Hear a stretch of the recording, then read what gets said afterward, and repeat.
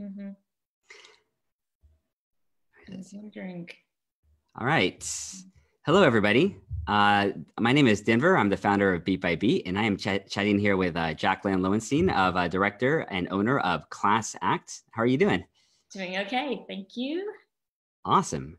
So today we're going to be chatting with Jacqueline about her awesome virtual production of The Show Must Go Online. For those of you that don't know what that is, that's a virtual children's musical that we created at Beat by Beat that is written specifically to be performed and rehearsed remotely. We released this on April 6th, and it's been amazing to see how many virtual productions have already been posted or are underway. And we've been receiving a lot of comments and thoughts from people about different technical aspects of how to produce the show. So we thought it would be really helpful to chat with Jacqueline about her process for creating the show and kind of get inside her head about some of the nitty gritty of rehearsals, uploading, editing, casting, all the way to premiering the show, so that it might help everyone else who's currently in rehearsal. Does that sound like a plan? Absolutely. All right. So also, I want to encourage you to please post your questions in the comments right now in the beginning, so that at the end, we will basically go through and try to address, either myself or Jacqueline, any other questions that we didn't cover in our talk. Throughout the show, we'll address those questions at the end. So feel free to start leaving your questions in the comment section below this post right now. So Jacqueline, when you first received an email and you first got your hands on the materials of The Show Must Go Online, what were your thoughts and feelings about how challenging or not challenging it would be to take on a project like this? I didn't stop to think too much. I've been doing Beat by Beat shows for 3 or 4 years now, and I always keep tabs on the new material you put out. And I just thought, well, first of all, it's a really cute title. And I saw when you first posted you just playing and singing that opening song, and I got so choked up just listening to that. And I was sold. I just figured, okay, when this comes out, I'll put it out there to my students. And I have a troupe of students who had just finished doing their big production. Luckily, March 7th and 8th, right before everything closed down. So we got super lucky that we did get a chance to do our show. And I wasn't even planning to do another project with them this spring, but when this came up, I just thought, well, yeah, of course, we have to do this. So did you have any technical experience going into this? Like, have you used video editing software before, audio editing software before? Like, were you a master Final Cut Pro person, or did you pretty much enter this with a blank slate? I had used, like 3 years ago, I had done a video montage, and that was the last time, and that was using Premiere Elements, I think it was called. And so no, I'm definitely not a technical video kind of editing person. And you proposed, we could just put it as a playlist on YouTube, have them send them as YouTube playlists. And so first I thought, okay, that seems easy. And then I thought, well, maybe I'd want to drag them into iMovie. And then jumping ahead, when it came down to it, I wanted to do a little bit more with the editing of the finale. And so then started asking around and figured out that Final Cut Pro, I hadn't even heard of Final Cut Pro, I don't think, until about 2 weeks ago. And had several people who sent me to different tutorials, and a parent who was willing to set up a Zoom session and share my screen and talk me through things. So I just learned on the job. Cool. So to cut to the meat of it, Final Cut Pro is ultimately the software that you use to put this together in the end. Is that correct? Yeah. Cool. We're already starting to get some questions about that. And particularly, I know there's a lot of questions about the finale and how to put together that virtual choir type performance. And we're definitely going to talk about that towards the end. But ultimately, that was done through Final Cut Pro. Yes. And was something that you basically taught yourself to do over many hours. Yeah. Pretty much 3 days straight. Cool. So we'll talk about that towards the end, but I thought it would be helpful to kind of walk through the progression of casting to rehearsing to getting the videos to compiling them to rehearsing and then working up to ultimately premiering and putting together that finale. So we'll kind of talk through things in order because I think there might be things along the way that will help others that are currently thinking about doing the show or currently doing the show. And just as a disclaimer, you know, with Beat by Beat, we provided a virtual guide that gives you some tips of one way to do the show. But there's a million different ways this can be done, which we are starting to see. And I've made a list of some of the really cool and creative ways that people are tackling this. And so Jacqueline's going to share her way, but doesn't obviously have to be the way or your way, but hopefully it will be helpful. So Jacqueline, how did you get kids initially involved in the production and how did you go about casting the show? So I did send out the email right away to my core group of advanced students and gave them first crack at it and gave them like, I don't know, 5 days or something to get back to me and let me know if they wanted to do it. We had a handful who couldn't or didn't want to for some reason. They were like trying to get ready for their dance recitals, what, you know, or other things that were trying to happen. So then I went to invite, you know, a few others who had been in my group before. So I had a group of students who I knew very well, who I had trained some for up to 8 years. Most of them at least 2 to 4 years with my studio. So I knew they were kids that I could rely on and I knew their families and, you know, kind of wanted to make sure that they knew this was a commitment and that if they wanted to do it, there'd have to be some follow through and probably some help at home with the technology. And so once I knew who I had in the group, I decided to make a spreadsheet with all of their names and all of the actor A through, was it T, through the alphabet and let them read the script. I sent them the script, I let them read it and let them kind of fill in what their preferences were for different roles. And I let them rank them in order. For some of them really wanted to show me what, you know, their choices 1 through 5. And some just said, put me wherever you see me. You know, so that took a few days, I guess, to get those in. And then I put together the puzzle and told them what parts they had and said, go, start learning your stuff.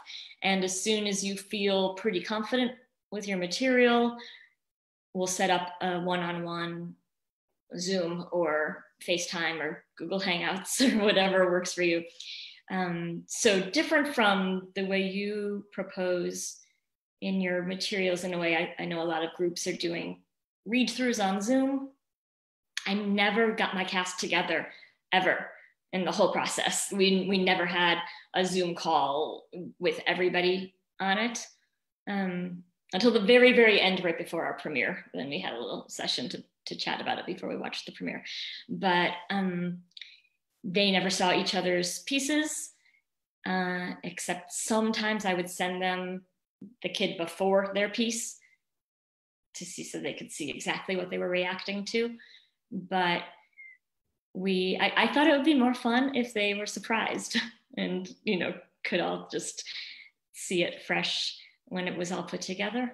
So that's what we did. And over the course of the next week, I set up sessions with everybody, usually about an hour with each child, hour, sometimes more.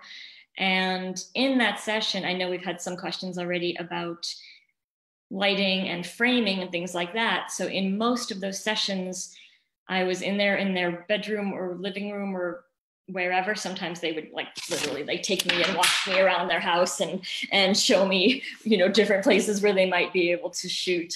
And I would help figure out how to frame it. And so the consistency across my pieces, you know, all of the videos sometimes depended on if it needed to be more of a full body or, you know, how close up. But I felt like I was controlling a lot of that and helping them figure out how to set it up. And also lighting, you know, looking at where they had windows, looking at if they had any interesting lamps or things. I have this one right here. Yeah, I'll show you. I have this, let's see, lamp that's got different prongs on it that you can adjust in different directions. So that's really fun. And like just take some experimenting to see if you like, you don't want direct light on your face, because that, unless you want that for the effect, right? That's weird. But bouncing it off the wall, bouncing it off the ceiling, and just kind of looking at how it reflects best and how to get the best look. So that was all just things I kind of figured out as I went. And to be honest, a lot of the parents helped. So I know not all groups and not all, like if it's a public school or something like that who's doing this, you know, they may have parents who are working full time and the kids are completely doing this on their own. And that is going to make it more challenging. I think just getting another pair of eyes in there to see what the kids are doing, to help them with lighting or getting the sound levels correct, or, you know, just helping with the technology part of it. So we had to collaborate on that. So your rehearsal was almost completely made up of one-on-one rehearsals with the individual actors. Which is different than what we've been hearing a lot of other people doing, which do a combination of such with like a Zoom, full cast, check-ins, and then individual rehearsals. But yours was pretty much strictly individual, which was really cool because it allowed the kids, when the premiere happened, to basically, they hadn't seen any of the other videos, and it was probably very exciting for them. Mm-hmm. But at the same time, I guess it may have lacked that little bit of cast. The cast wasn't completely feeling like maybe they were like, did you ever have any issues of them feeling like kind of cohesive as a cast, or you were? I think because they already all knew each other pretty well and they knew who else was in the show, you know, I guess that wasn't the main goal of my production, to have we just had a cast cohesive experience with our production in March. So this was more, I think, just to see if we could put this together from all our separate homes and still make something cohesive, even though it was so individual. I really love doing private coaching, and having that one-on-one time with the kids was certainly easier. I don't know, I'm still learning how to do group Zoom and how to moderate a conversation, or, you know, have a productive discussion with a lot of people. I think a lot of us are still learning how to do that. So yeah, I don't know, you know, but I certainly see the value of, and I would love to hear about productions where they have made it more cohesive, because I think going forward, if I do something else in the summer, I would like to make it more of a group feeling. So so backing up to like the beginning of the process, your kids also, you chose not to audition them, right? They pretty much just read the script and then gave a spreadsheet with their top 1, 2, and 3 choices. You right. looked at those, you casted them. They had access to the script and all the vocal tracks, the accompaniment tracks, of course, and they got under their way rehearsing. And then you would then do one-on-one follow-ups with them, basically doing one-on-one mentoring and rehearsing of their scenes. Mm-hmm. How did you choose how long that you would plan for putting this production together? Like whether you would use a week, 3 weeks, a month and a half. Did you have an end date in sight, or were you pretty much just, let's see what we can do and how fast we can? I didn't have an end date in sight. I kind of, like, in my head, I thought, ooh, May 1st, you know, just was sort of like, let's try to have it done then. But I felt like I needed to give them some deadlines in order to make sure that people stayed on it and like we had some momentum going. So they got their roles April 14th. And then that was a Monday or a Tuesday. And then that following weekend, I started doing the individual sessions. So then I spent about a week doing individual sessions with kids every day. And by the end of that week, some of them were ready to send me their videos, and some of those were done. They were their first shot, you know, after working with me and knowing exactly how we're setting it up. They sent it to me. I was like, yeah, great. And so they were in the done file. And then some would send me them, and I would feel like, there's, you know, things we can tweak, either just with the performance or the energy, or just wanted to dig in a little bit more. And sometimes it just had to do with their focus. So one of the weird things with iPhones is, you know, the camera is on the side. So if they're used to doing selfies that are horizontal, I mean, or vertical, doing horizontal iPhone things, if they're looking at themselves, and I may be doing it now on Zoom, I don't know. If they're looking at themselves, they end up not actually looking like they're looking at the camera. And so things that were really close up, you could tell like it looked off. So sometimes I had to kind of remind them, this is going to feel weird because you like to look at yourself when you talk. How did you decide which device the kids would be recording on? Did you have a conversation with the kids, or was it, and what ultimately did they end up using? Mostly iPhones, mostly computers, mostly, or? It was mostly iPhones. I pretty much left that up to them and their parents of whatever they had. I figured we could make it work. I did send them a message just the other day when I knew I was doing this, and I said, tell me what you used and, you know, any feedback. So yeah, definitely like people with the newest iPhones, those turned out really clear and well. People who used photo booth, I think probably a little less clarity in those pictures. Not horrible, but not great. I used my laptop here, and I didn't think that my quality of mine was super clear, but I thought that was okay since the character doesn't know anything about technology. So it varied, but then I think because most of them were pretty close up, then we got pretty good pictures, I think. And I did encourage them, like you say, to use a Bluetooth speaker and play the music to match their voice in terms of power and loudness. I love feeling the energy of the music underneath the singing. So there were some cases when I got into editing where I felt like we didn't have that balance, and I ended up moving another accompaniment track underneath the singer in order to just like give it that extra energy.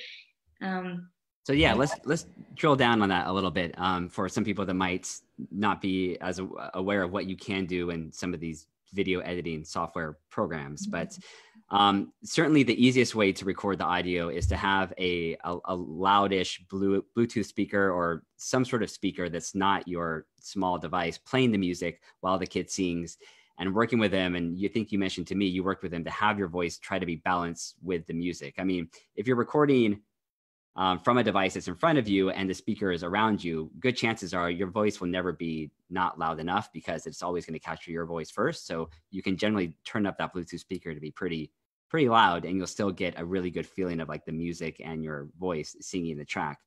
And I think you mentioned in some cases where, you know, if you don't have that fullness of the music playing the track being recorded, you can enhance that fullness by in the editing software laying down the accompaniment track to match up with the kid track that the kid recorded on their own device.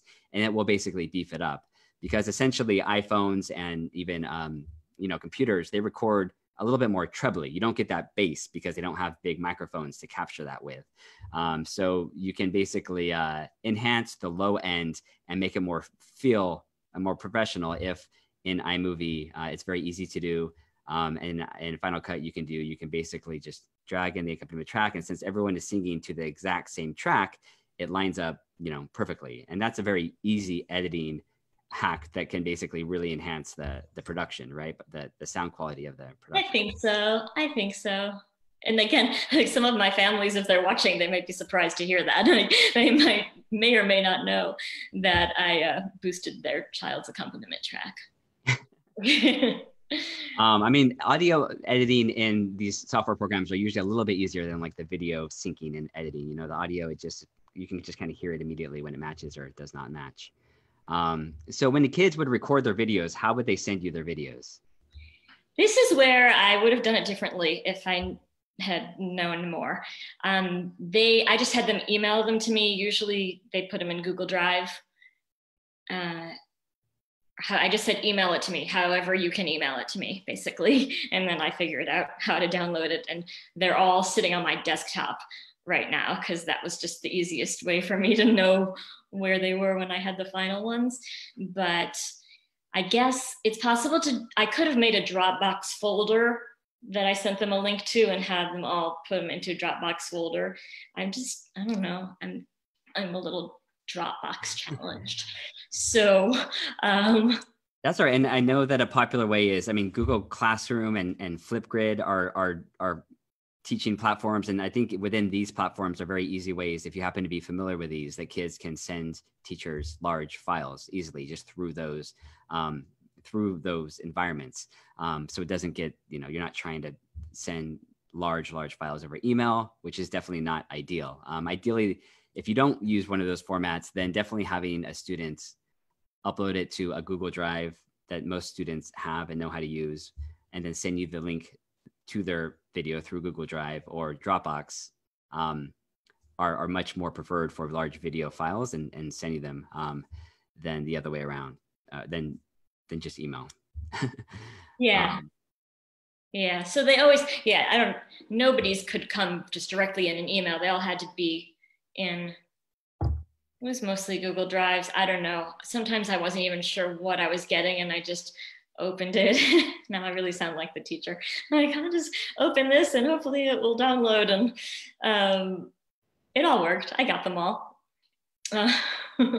So when you're rehearsing with the kids, so one really cool thing I liked about the production, every kid was really committed, to their scene, to their piece. They obviously, this is incredibly silly material oftentimes that they are recording and singing about toothbrushes, but it was really wonderful to see how seriously they took the comedy, if that makes sense. Are there any tips or tricks, I guess, you could do on anyone that's working with kids? And if someone's feeling like a little bit too cool or not giving it, like, to help, that they might use to help encourage the kids to give it that 100% comedic commitment? Yeah. Or did you ever run into issues with that you had to kind of? Not much. And I think it's partly because my kids are skew on the younger side. A lot of them are 9, 10, 11 years old. Where they still like have that genuine energy and passion and haven't quite crossed over into the adolescence where they're like a little bit more reserved or self-conscious. But I've watched a lot of the productions that have come out that have had older kids, and I can like recognize the challenges of getting that from them. And I think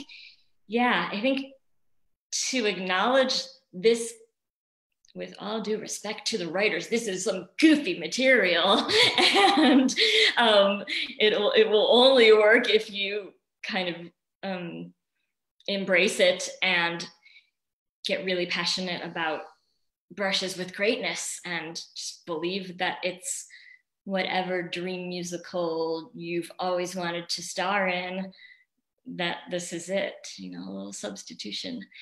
And yeah, I think some of it has to do partly with the energy. My kids have a lot of stage experience. We didn't really try to adjust their performance for on-camera work, which normally I would, if it were some more serious material, we would tone it down and make it more natural. But in this case, I felt like because of the material, we needed that same big musical theater energy, and just imagine, I think I did tell a lot of them, like, perform past your device and imagine you have this huge auditorium out there in front of you. I think that was probably like the most concrete thing that could help other kids who are maybe feeling a little bit tentative about it. Yeah, absolutely. I think that's a great tip for sure. And I think the tip also about them imagining that this isn't Brushes with Greatness in their mind, in their character's mind. This is the Hamilton of like the Broadway performance. Like, this is the show, right? It's not. And so to approach it with that much, passion, and I think it would really kind of helps to kind of keep the scenes exciting for sure. Yeah. Which is the comedy that it's obviously not. It's not that. But great. So you received the videos. You said you just kept them in a folder on your desktop, essentially. Not even in a folder. They're just like there. Oh, you don't want to see my desktop right now. They're just all over. I mean, we recommend it in the notes, and I personally think it's a great tip to make sure the kids label their videos very, very clearly before sending them. And I think coming up with a labeling system can be really helpful and keep you a little bit sane as you're dealing with all these files. I know when I work with my orchestrators and arrangers, there's always tons of versions of every song of every file, and having a consistent labeling system is good. So I would recommend. I do have a label. They all have the kid's name and their actor letter. So that I had. So, and then when it came to putting the final product together, you chose to use Final Cut Pro. Mm-hmm. So iMovie is basically a simple version of Final Cut Pro. And you can do everything in iMovie. You can drag video clips in, and they basically, if you've used GarageBand, it's very similar. They come up as just little clips on a timeline, and you can basically just drag them all in, and they'll play one after another, one after another, one after another. And then you can also add transitions in between each clip by just opening up a little tab, drag in your fade in, fade out in between each one if you want to. And as long as you have them in order, you can just basically bounce that whole thing, and you have your virtual production.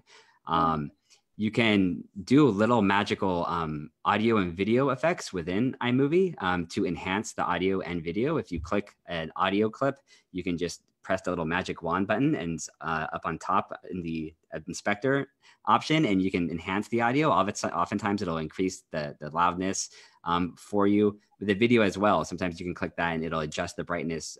So you can you can play with these settings as you're dropping in your clips to see if it helps or if it makes the clips be a little wonky. And you can also very easily drag the beginning and ends of each clip to be able to edit it, because I'm assuming when you get your clips from your students, they won't be perfectly cut at like the moment you want to cut.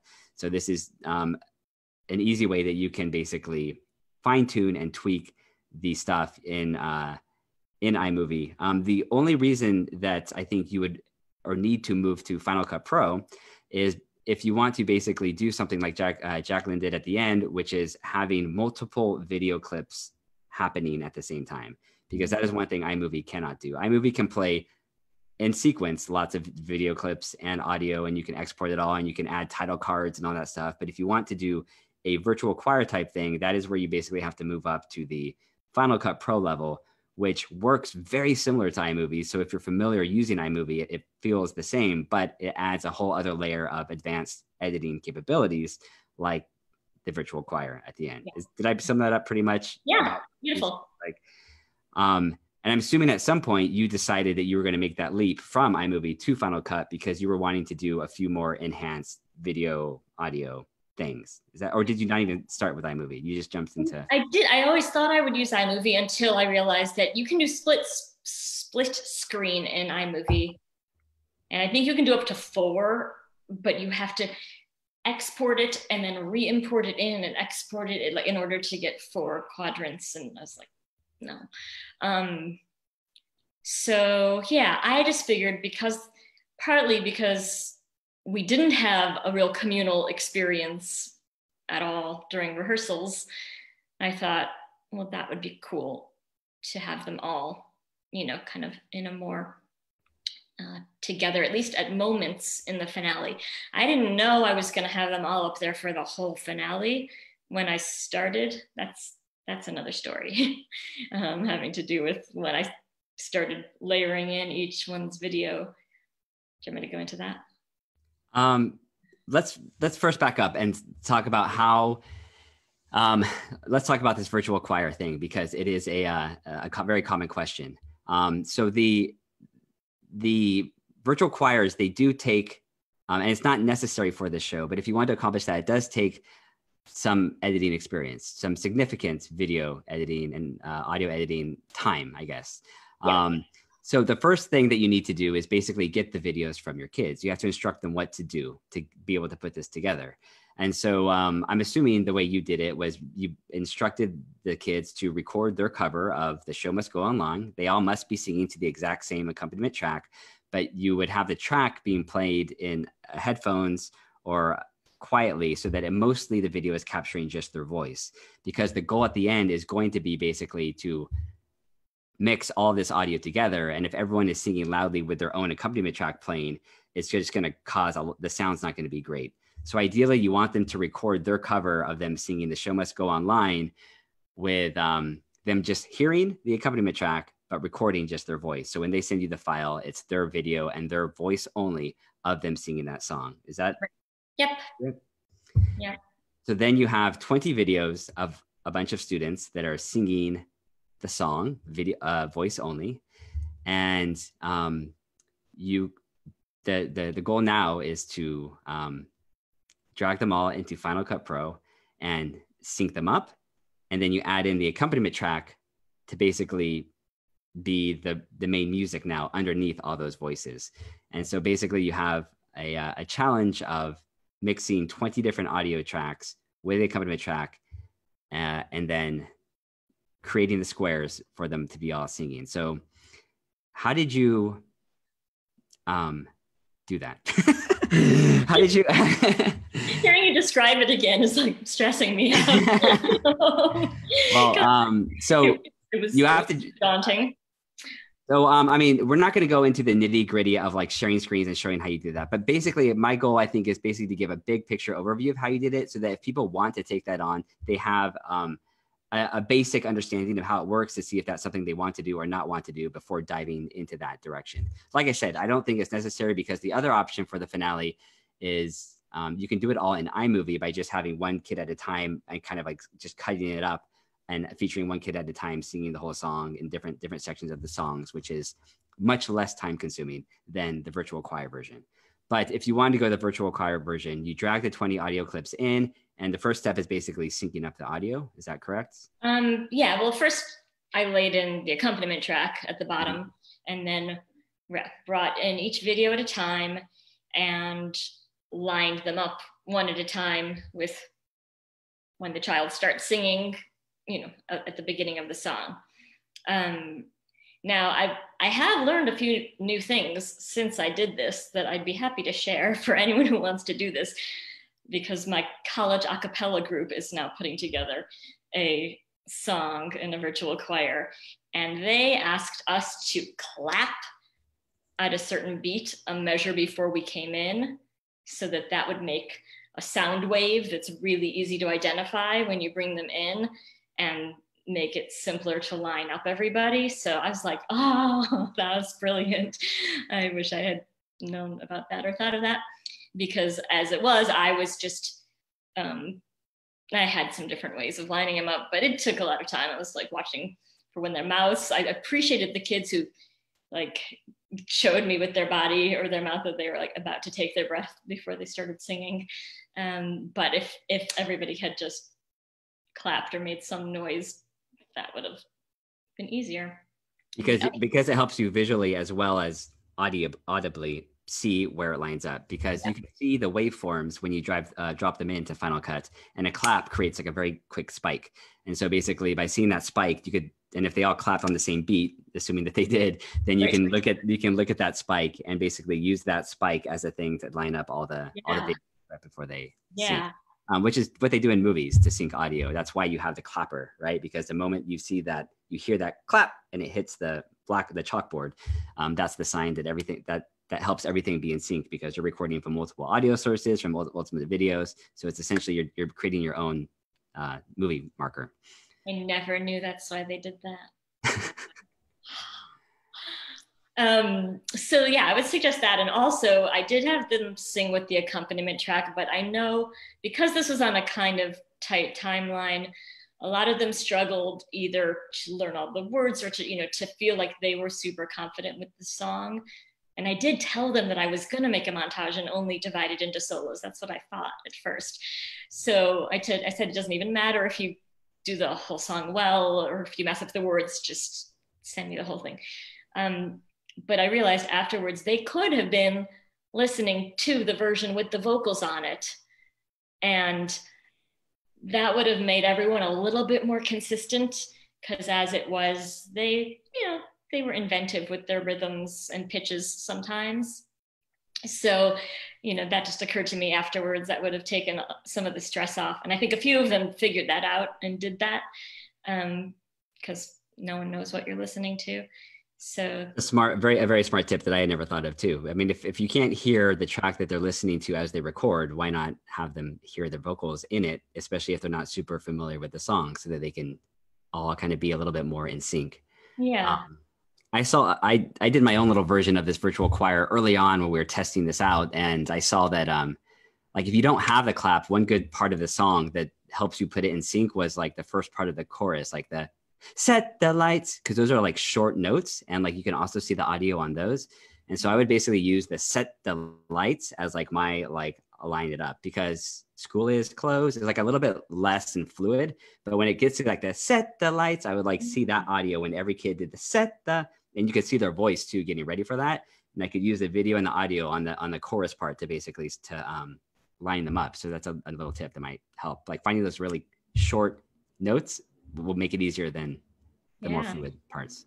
That's cool. Also, I know that at least one of my students used a teleprompter, and so you can put the lyrics into a teleprompter app, and so it's scrolling, as you're singing and recording, and that can work too. Yes, and I mean, it can work for lines also if they can still make it look natural, but. So I started layering them in one at a time and getting them lined up as best I could. And by the time I had the third student in and I was listening them together, I just was like, oh, they sound so sweet. And I just thought, I'm going to make a choir, and I just, at that point, I gave up the idea of dividing it into solos and just got into that idea of adding in the voices and blending them together. And so that's what I did. And there was still a lot of tweaking to get them to sound as together as they did. There are times if someone came in too early or held something much too long, you can just take their volume down a little bit. So there's, some magic behind that.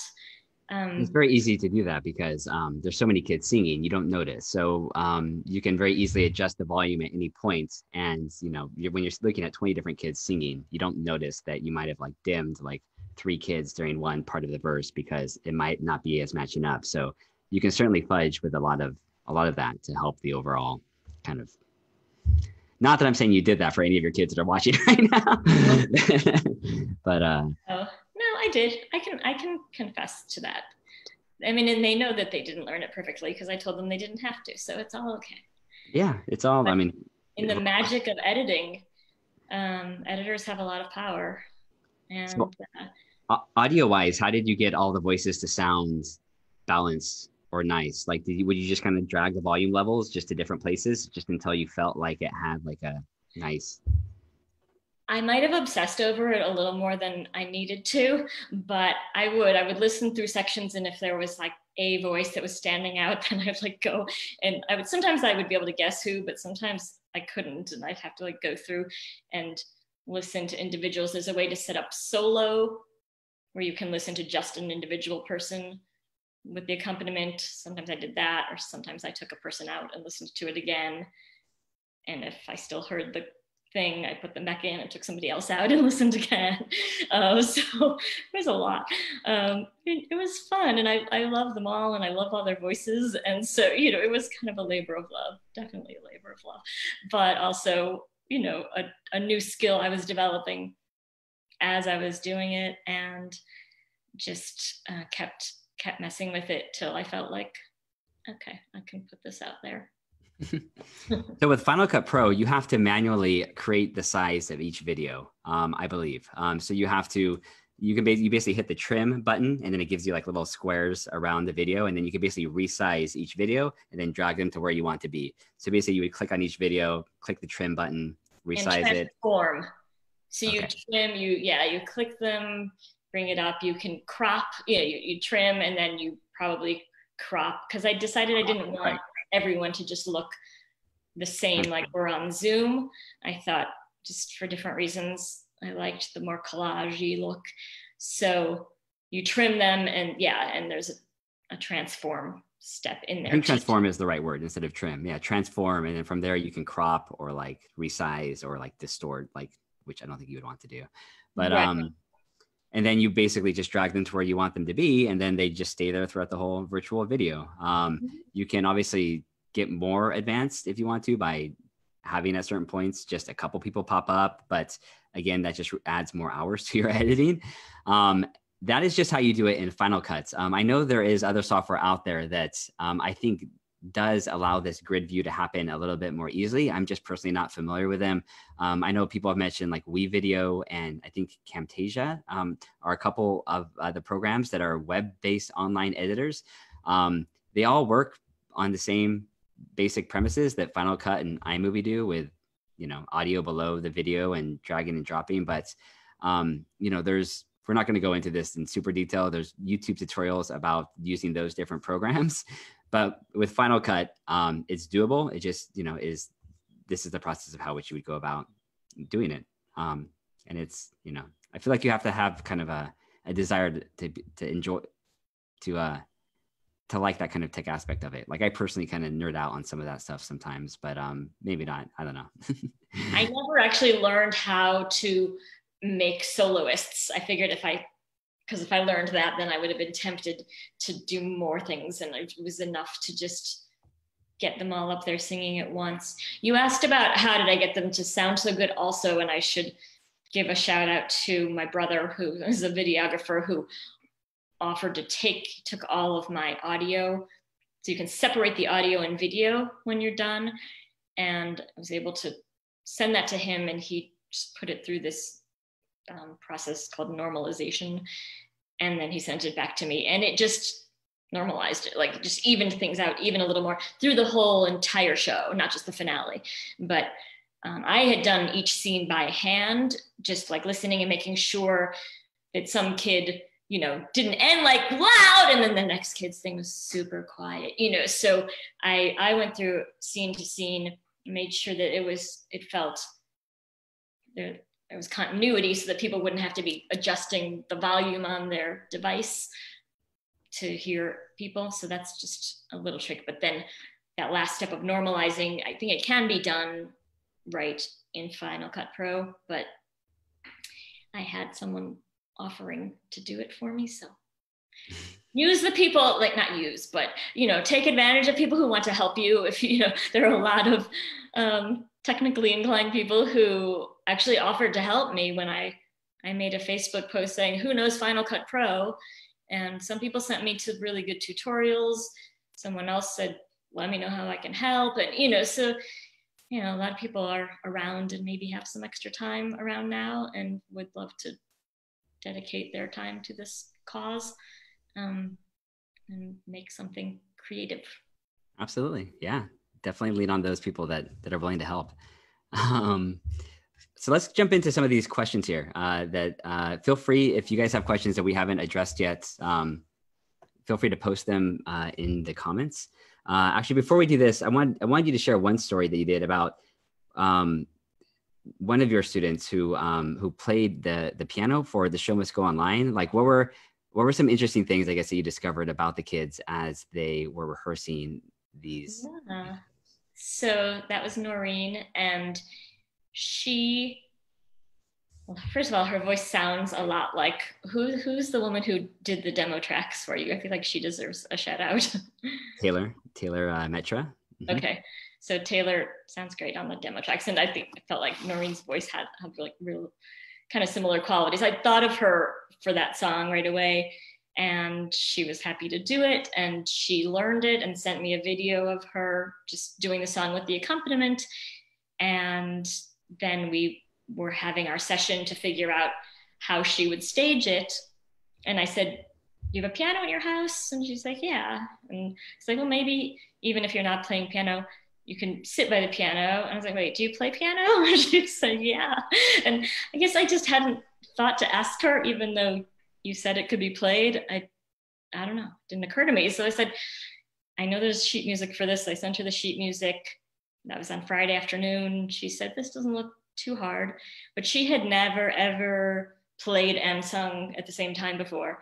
she said her mom has always bugged her to do it, and she just never really has. She's played classical, and so she actually had a piano lesson that afternoon, and like 3 days later, she had the song memorized and was ready to record it. And I thought that was wonderful. I thought she did a great job. It's a whole new skill now, and I hope it really opens up some new joy for her life and her family to have discovered that.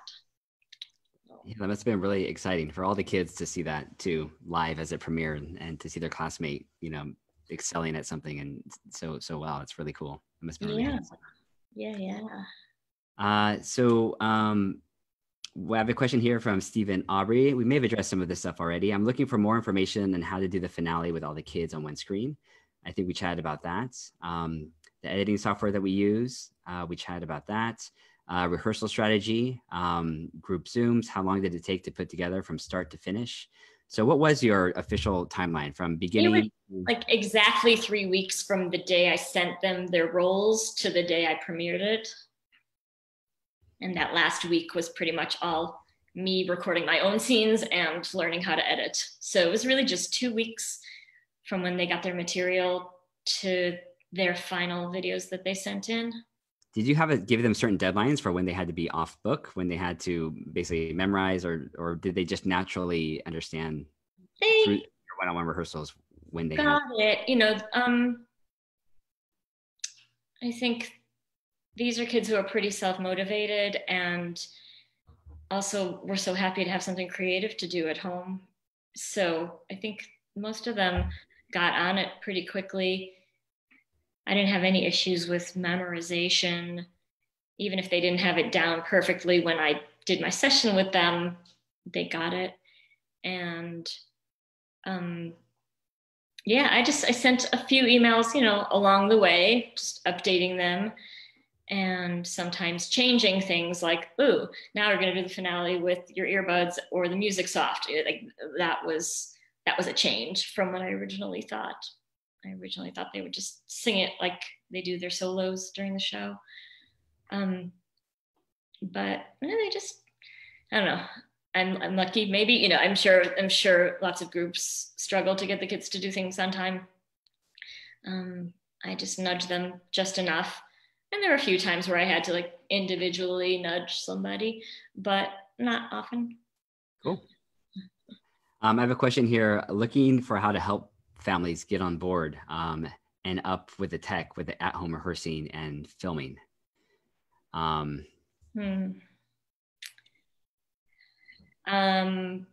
guess it's hard to know what their resistance is if they actually don't have good access to the technology. I don't know how to overcome that, unfortunately. And I know that's an issue. Even like my daughter is in a public high school, and they can't insist that kids are continuing with their work because not everybody can get Wi-Fi, or they get online when they want to. So I feel that struggle.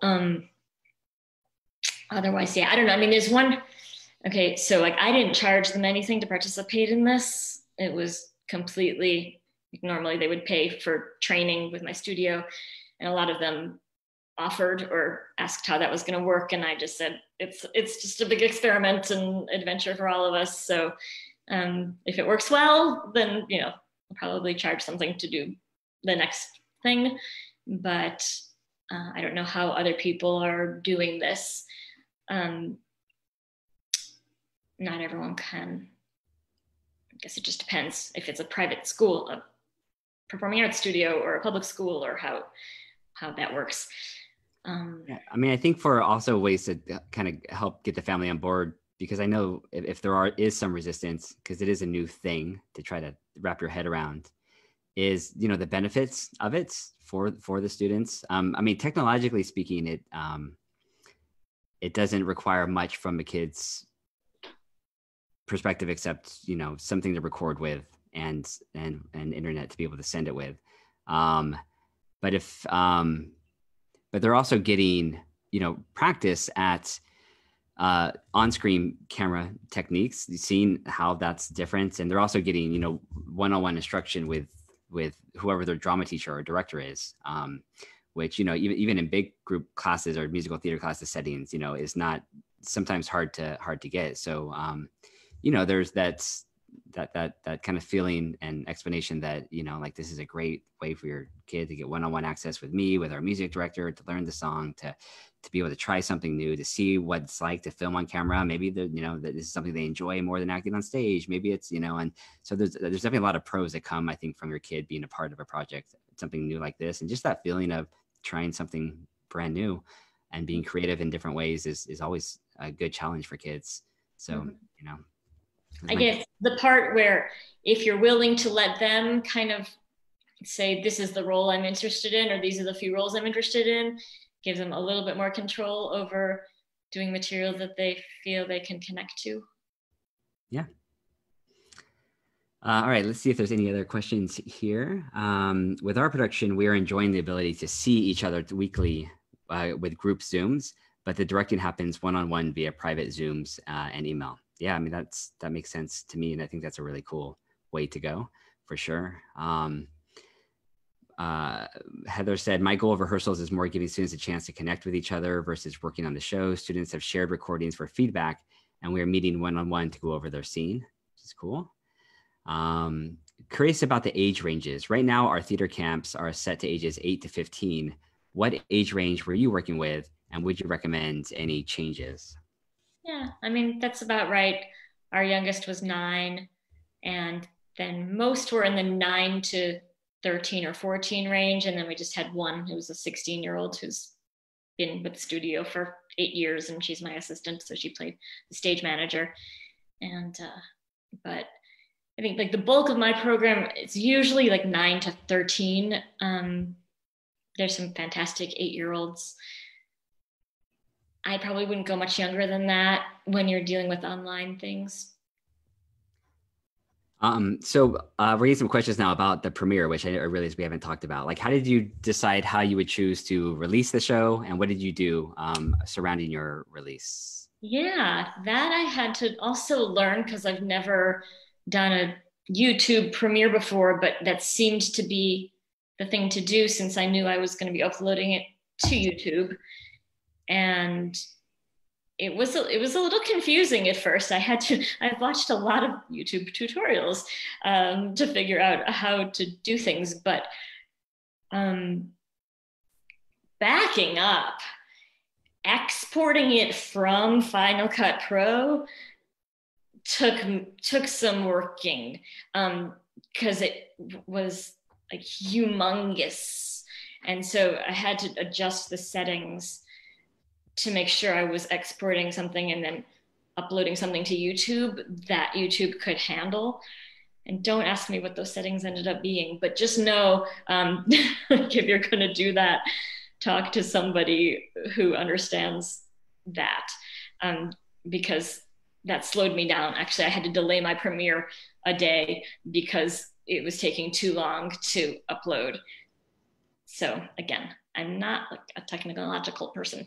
But once you do get it uploaded to YouTube, it actually gives you that option to like make it public as a premiere. And then it can either just be an instant premiere. So as soon as it finishes uploading, it's live, or you can set it for a certain time and day. So I did May 5th at 5:00. And then you have the link, which I thought they'd make a bigger deal about. Here is your link, but I just copied it from the URL bar up there and started sharing that, and people can set reminders. And then when it came to 5:00 that night, we had a live chat that we could do. So, that's fun.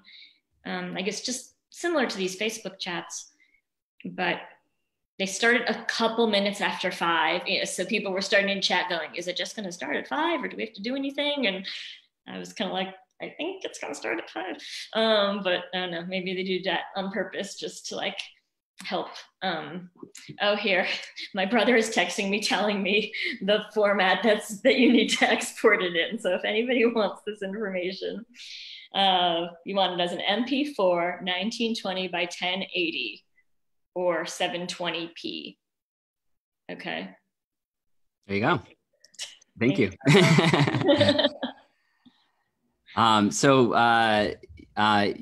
So when you upload to YouTube, basically it gives you an option to set it as a premiere, set the date. You can copy the link to people, and then it basically, as long as people have that link, they're on that webpage, everybody will watch it at the exact same time. You have a nice little live chat there.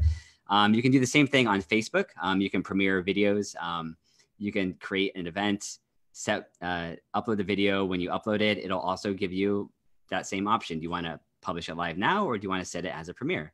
You can choose to have it as a Facebook Live premiere, copy that link, and people can do it that way as well. I guess the only limitation there is that people have to have a Facebook account. With YouTube, anybody could watch it anywhere. And then it usually goes on to, you can choose whether you want it to go on to live onto YouTube or to Facebook, or forever or expire at a certain point. At Beat by Beat, we give you the permission to basically have it live up there for forever. So you're welcome to do that. One of the coolest things we've seen done are recently Millbrook Playhouse, their youth ensemble, did a live red carpet before their premiere, which I thought was the funnest and coolest thing. And I encourage any of you that are able to do this to do something similar, because it seems like such a great way to give kids more of a spotlight before the actual show happens. And the way they did it, they used a program called StreamYard, which allows you to have multiple people stream and be part of a live chat at the same time, but you can also do it through Zoom. That's how we're doing this call. Basically, you can have Zoom talk to Facebook Live and just automatically publish to Facebook Live. And they set an event, I think it was 30 minutes before their show, where 6 actors at a time. The director had a big red shiny curtain behind them. Everybody, they encouraged the kids to all dress up in formal outfits. The director would make a big, had lights all set up and was like, okay, and now we have, Jonathan Smith, who plays actor Y, and interview them. Jonathan, what was your most recent production? Oh, I did Lion King Jr. back. Oh, cool. And basically had 6 actors at a time on the screen, and all the families and grandparents can see their kids, chat about, who they are, who the kid is, and make it kind of exciting. And then he would, have those 6 kids drop off, and then have 6 more kids join the Zoom room or the StreamYard room, interview them, and just basically was allowed to go through each kid in the cast, chat with them a little bit before the actual premiere, which seemed just really fun to me, and a way to basically get people onto your page before the premiere happens. And then you premiere the show, and everyone's able to watch it at the same time. And then they also did an after party where they brought in the director of the show and a couple of the people that helped out to chat about it and what the experiences was, and how it felt and stuff like that. So this virtual red carpet is something that I think is a cool idea that you guys in your own organizations can think about doing. Any thoughts on that, Jacqueline? Yeah, no, I did. I watched some of that, and I thought that was really fun. Also, I've been trying to keep up with all the new ones that are coming out. I mean, it's super fun to see what everyone's doing and how different directors and kids interpret the material and get creative. And I'm probably spending more time than I should watching all of these. I mean, there's so much that's coming out, and if you guys have ideas on how we can at Beat by Beat better provide access to, it seems like we should create some master page with all the productions that are going down or something, so you guys can have access to all these shows and premieres. But there's really amazing ideas coming out, and every day there's 2 or 3 productions that are being uploaded online. We saw one really fun promo yesterday, where they were playing The Show Must Go Online, but they had a promo video where each student had a roll of toilet paper and would go like this, and it would throw it right above the camera. And then the next student would basically have somebody from off camera throw a roll of toilet paper to them. And then they would kind of do something fun and throw it over there. And then the next kid would. So basically it's a really fun way to have this, an interactive thing with, to put something interactive together with all this piecemeal videos by having a throw off stage, throw on stage, throw off stage. And it's kind of a fun way to see the whole cast do silly things. And at the end, it was the drama director who was had all these roll of toilet papers being thrown at her, and she was on the couch just covered in toilet paper. And so it was just a really fun, creative way to kind of promo the show and And then we had another video where it was, they sang the first section of The Show Must Go Online. In the middle, all the kids were asked to share one thing that they miss about school or their productions, or what they're feeling about being, remote right now. And they were able to just share a little bit about their experience, and then went back to singing the last part of the song. And it was just a really nice way to show a little bit more of what everyone's going through right now. We have another question here. I'm planning on sending kids a survival camp box for working on the project. What would you put into the box other than the script? So are there any items or any things that you would put into, that you would give students to help them now that you look back on your production? A new iPhone and a ring light. A film crew. So one of my families did have one of those ring lights. They just, the mom does some photography. So, it's definitely not necessary, but awareness of lighting is good. What would I seriously have you say? I mean, the first thing I thought of was like a toothbrush, or, just something silly like that as a little memento. But in terms of anything to actually help with their,